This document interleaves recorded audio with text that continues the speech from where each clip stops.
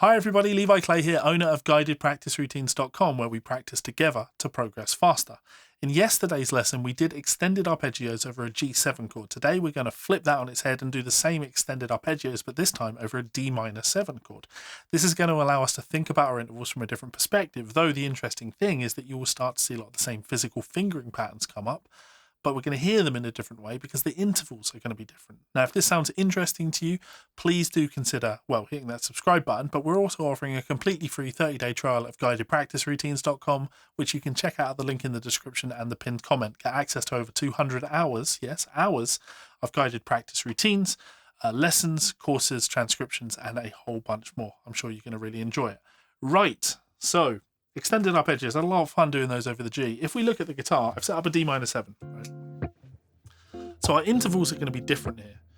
When I think D minor 7, I'm thinking Dorian context. So I'm thinking 1, flat 3, 5, flat 7, 9, 11, and 13. So we still have a natural 9, a natural 11, and a natural 13. Beyond that, I guess it's exactly the same as what we did last time, but we have a flat 3 instead of a major third. Yeah, major third. So over a D minor, I can practice this. And that's my C shape. 1, 3, 5, 7. 3, 5, 7, 9. Colourful 9. 5, 7, 9, 11. 7, 9, 11, 13. 13.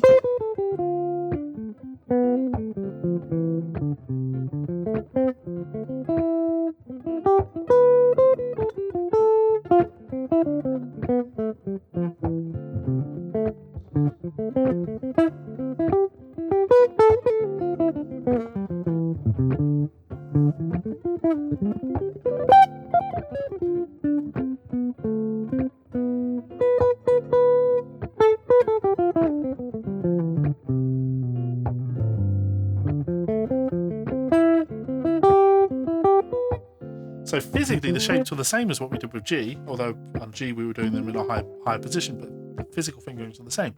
But once we know them, we can practice. Then I'll come down my scale.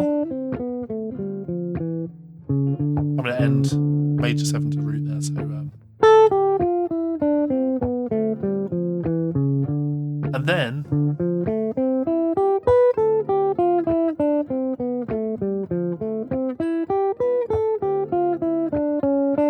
again, I've got those major 7s in there, which I like for my minor 7 chords.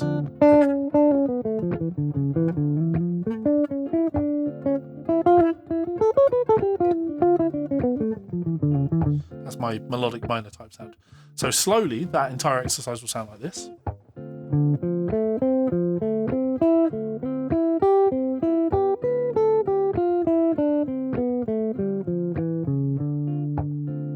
Then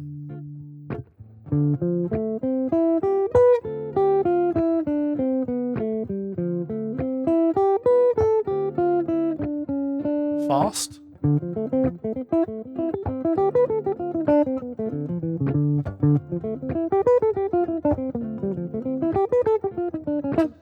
Definitely a little bit brisk.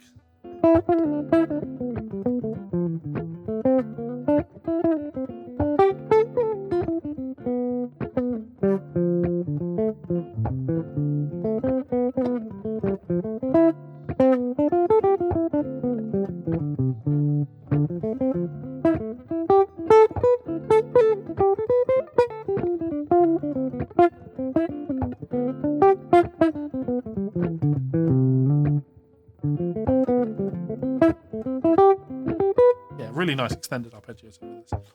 Now, the nature of all of these exercises, all these ideas, is that we should be able to do this anywhere. So if you can do it here, you should be able to do it here.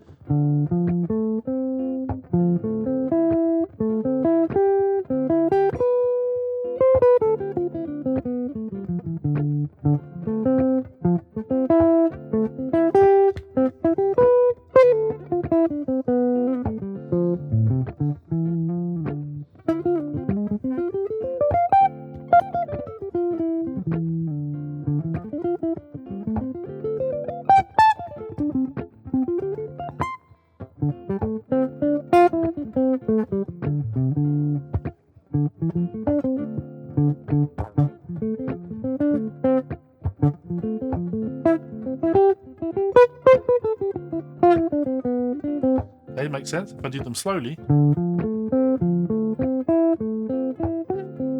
then down my scale, full extended arpeggio, 1, 3, 5, 7, 9, 11, 13, down my scale,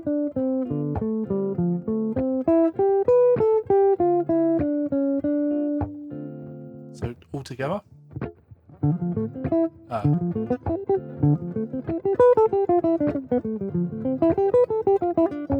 Definitely on the brisk side.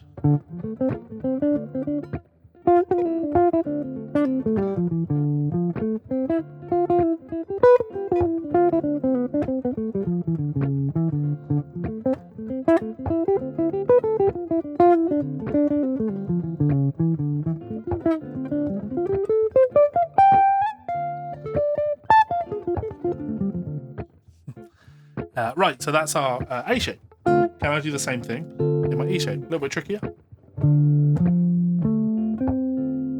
Okay, cool. And then cool.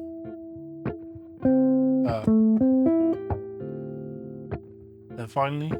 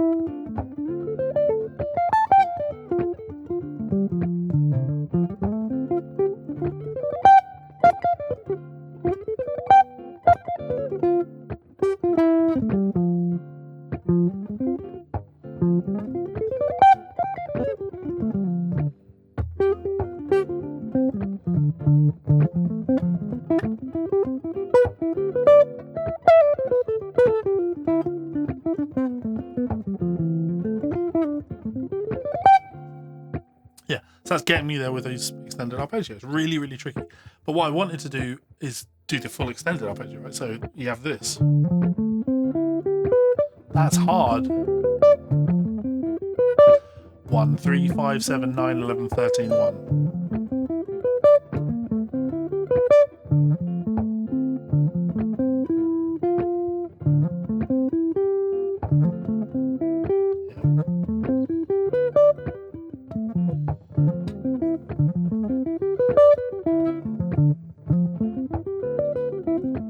Yeah, we can get it though, so slowly.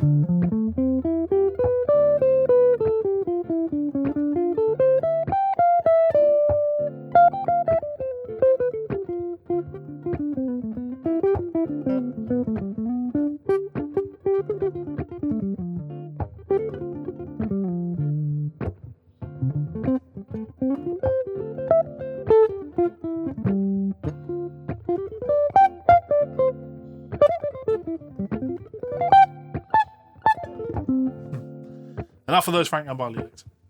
Okay, and then my final long exercise here, we're going to start low and go.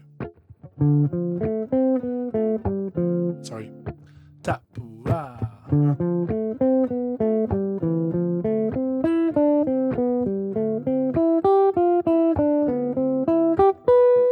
Then I want to change direction, so.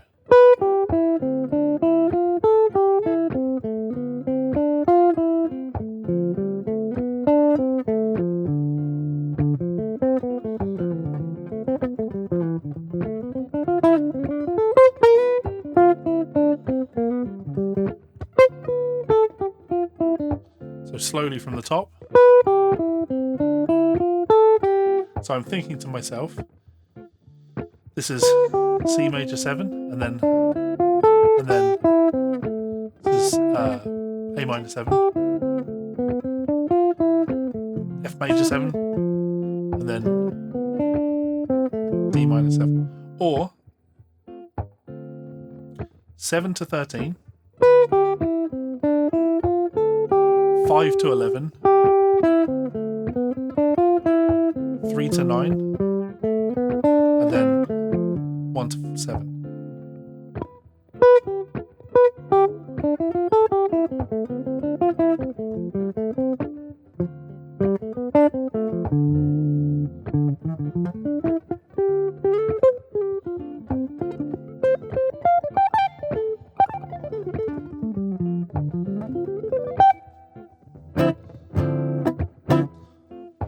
Lots of notes. So I think the idea here, or I know the idea is to spend enough time with this so that when any time a minor chord happens, if I, F minor 7, I don't think about this. I have.